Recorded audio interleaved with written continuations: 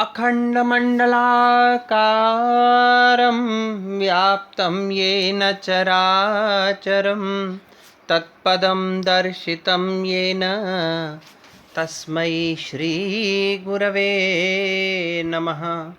तस्मै श्रीगुरवे नमः। तस्मै श्रीगुरवे नमः। अनुबंध चतुष्टय अधिकारी विषय संबंध प्रयोजन पढ़ने के पश्चात आज हम ग्रंथ के अध्ययन के विषय में अध्ययन करेंगे। सबसे पहले जो अधिकारी है, जो वेदांत दर्शन का अध्ययन करना चाहता है और उसके नियमों को पूर्ण रूपेण वह पालन कर सकता है, उसकी जो योग्यताएं हैं उनका पालन करने के पश्चात पूर्ण योग्य व्यक्ति, यह अधिकारी जनन मरण आदि संसार अनल संतप्तो दीप शिरा जल राशिम इव उपहार पाणी श्रोत्रियम ब्रह्मनिष्ठम गुरुम उपसृत्य तम अनुसरति। यह अधिकारी संसार के जन्म मरण के अग्नि में संतप्त हो करके, देखिए हम लोग जीवन जी रहे हैं, इस संसार में रह रहे हैं, हमारे जीवन में विभिन्न कष्ट आते हैं, जन्म भी है, मृत्यु भी है, और इस जन्म और मृत्यु के बीच में इतने संघर्ष, इतनी समस्याएं, इतनी पीड़ाएं, इतने कष्ट कि ऐसा लग रहा है कि जैसे अनल संतप्त, आग से संतप्त हुआ हम लोग हैं। दीप्त शिरा, और सिर कैसा है, जल रहा है। फिर वह जल राशिम इव, जिस प्रकार से दीप्त शिर वाला आग से संतप्त हो चुका मनुष्य जल राशि को ढूंढ रहा होता है, उसी प्रकार से संसार के जन्म मरण इत्यादि अनल से संतप्त होकर के यह अधिकारी उपहार पाणी, हाथ में उपहार लेकर के, दक्षिणा लेकर के, श्रोत्रियम ब्रह्मनिष्ठम गुरुम उपसृत्य तम अनुसरति, एक श्रोत्रिय और ब्रह्मनिष्ठ गुरु के पास जाकर के उनका अनुसरण करता है। देखिए दो चीज़ें कही हैं, गुरु भी कैसा होना चाहिए, श्रोत्रिय भी होना चाहिए और ब्रह्मनिष्ठ भी होना चाहिए। श्रोत्रिय मतलब थ्योरिटिकल मैन, जिसके पास सारे शास्त्रों की, वेद वेदांग पुराण उपनिषद इत्यादि सभी शास्त्रों का ज्ञान जिसने प्राप्त कर रखा हो, थ्योरिटिकल नॉलेज जिसके पास पूरी की पूरी हो। और दूसरा ब्रह्मनिष्ठ, उसकी ब्रह्म में पूर्ण निष्ठा होनी चाहिए।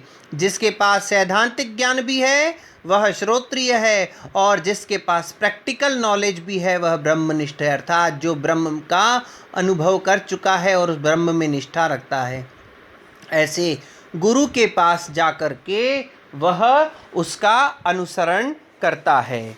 यह अधिकारी गुरु के द्वारा संसार के जन्म मरण इत्यादि कष्टों से पीड़ित होकर के, दीप्त शिर वाला होकर के, जिस प्रकार से वह क्या करता है, किसको ढूंढता है, जल राशि को ढूंढता है, उसी प्रकार यह अधिकारी इस संसार के कष्टों से मुक्ति प्राप्त करने के लिए हाथ में उपहार लेकर के एक श्रोत्रिय ब्रह्मनिष्ठ महापुरुष के पास जाता है और उनका अनुसरण करता है। देखिए वेदों में भी कहा गया है, ईशादी उपनिषद जो हैं उनमें एक मुंडक उपनिषद भी है। मुंडक उपनिषद के प्रथम मुंडक के दूसरे खंड का 12वां मंत्र है। ये इधर आधा लिखा हुआ है किताब में, लेकिन इसका पूरा मंत्र क्या है, परीक्ष लोकान कर्मचितान ब्राह्मणों निर्वेद्य माया नास्तिकृता कृतेन तद विज्ञानार्थम। ये देखिए यहाँ से प्रारंभ है आपका, तद विज्ञानार्थम स गुरुमेवाभिगच्छेत समित पाणि श्रोत्रियम ब्रह्मनिष्ठम। यह अधिकारी कहाँ जाना चाहिए, तद विज्ञानार्थम, उस के ज्ञान के लिए, उस परम ब्रह्म के ज्ञान के लिए गुरुमेवाभिगच्छेत, गुरु के पास उसे जाना चाहिए। कैसे गुरु के पास, श्रोत्रियम ब्रह्मनिष्ठम, जो महापुरुष श्रोत्रिय भी है और ब्रह्मनिष्ठ भी, ऐसे गुरु के पास जाए। लेकिन कैसे जाए, समित पाणी, हाथ में समिधा लेकर के उसको जाना चाहिए, क्योंकि शास्त्रों में कहा गया है रिक्त पाणिर्न सेवेत राजानम ब्राह्मणम गुरुम तथा। कभी भी राजा गुरु और ब्राह्मण के पास रिक्त हाथ, खाली हाथ नहीं जाना चाहिए। और कुछ न हो तो हवन की लकड़ी लेकर के ही, समिधा लेकर के ही चले जाइए, लेकिन खाली हाथ नहीं जाना चाहिए। तो ये कह रहे हैं उस श्रोत्रिय ब्रह्मनिष्ठ गुरु के पास, उस ब्रह्म के ज्ञान के लिए उसको जाना चाहिए हाथ में समिधाएं लेकर के।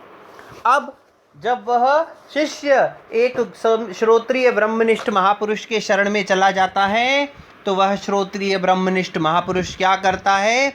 सह गुरु परम कृपया अध्यारोप अपवाद न्यायेन एनम उपदिशति। वह गुरु इस शिष्य पर, इस अधिकारी पर परम कृपा करके अध्यारोप अपवाद न्यायेन, अध्यारोप और अपवाद के न्याय से, अर्थात अध्यारोप और अपवाद के द्वारा इसको उपदेश प्रदान करता है। कैसा उपदेश देता है और यह अध्यारोप और अपवाद क्या है, पहले हम उसके ऊपर चर्चा करते हैं। अध्यारोप क्या कहते हैं? असर्प भूतायाम रज्जौ सर्पारोपवत वस्तुनि अवस्तो आरोपः अध्यारोपः। देखिए, असर्प भूतायाम, सर्प की सत्ता से रहित रज्जु में सर्प के आरोप के समान। चलिए इसको छोड़िए, पहले ये समझिए, आपने एक कमरा खोला बड़े अंधेरे में, और उस कमरे में बड़ा गुप्त अंधेरा, जिसको कहते हैं ना गहन अंधकार है, और जैसे ही आपने वहाँ उस कमरे का, उस कक्ष का दरवाज़ा खोला, और दरवाजे के पास एक रस्सी पड़ी हुई थी, लेकिन अंधेरे के कारण से आप चिल्लाने लगे, अरे सांप आ गया, सांप आ गया, कमरे में सांप आ गया। क्या वो सच्ची में सांप है? नहीं, लेकिन आपने उसको सर्प मान लिया है। उसी प्रकार से अब देखिए, असर्प भूतायाम, सर्प की सत्ता से रहित रज्जु में, उस रज्जु में, उस रस्सी में 1% तो छोड़ो, 0.0000001% भी सर्प नहीं है।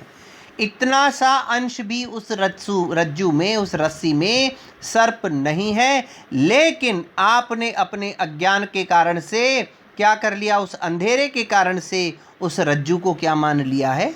सर्प मान लिया है।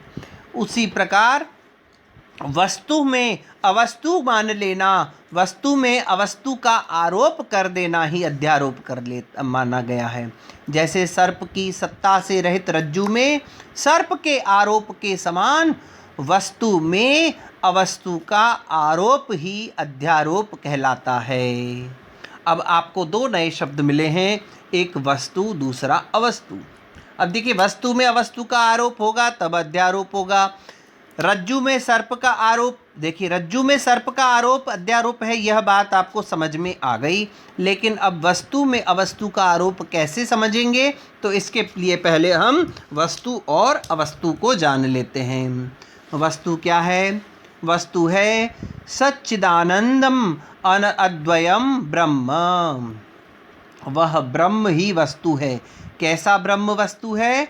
जो सत्य है, जो चित्त है, जो आनंद स्वरूप है, और जो अद्वय है, दो नहीं है, एक ही है, जो इस संपूर्ण संसार में एक है।